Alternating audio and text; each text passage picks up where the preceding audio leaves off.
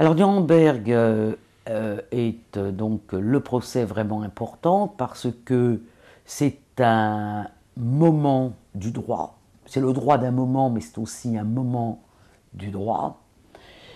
Et on peut dire qu'en matière de justice internationale, il n'a pas eu de descendance, sauf après la fin de la guerre froide, quand il a été de nouveau possible que l'ensemble des pays membres du Conseil de sécurité de l'ONU établissent de conserve des tribunaux. La postérité, d'ailleurs, elle est dans des procès de caractère nationaux.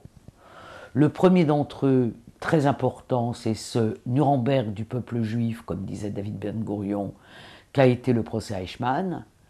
Nuremberg du peuple juif, le procès Eichmann pallie de fait ce qui est considéré comme une insuffisance du procès de Nuremberg, c'est-à-dire le fait que le génocide des Juifs, même s'il est présent, n'est pas montré dans toute sa spécificité.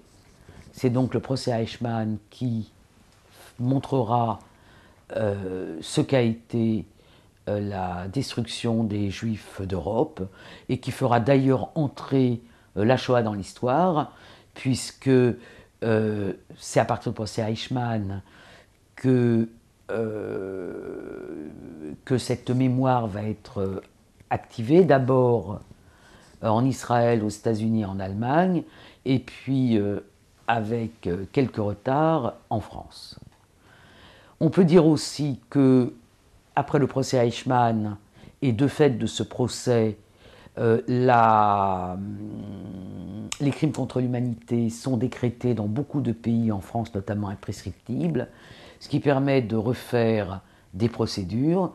Et en France, ces procédures sont d'un côté le premier procès qui est le procès de Klaus Barbie, 1987, le second, Paul Touvier, 1994, et le dernier de ces procès, le procès Papon, 1998.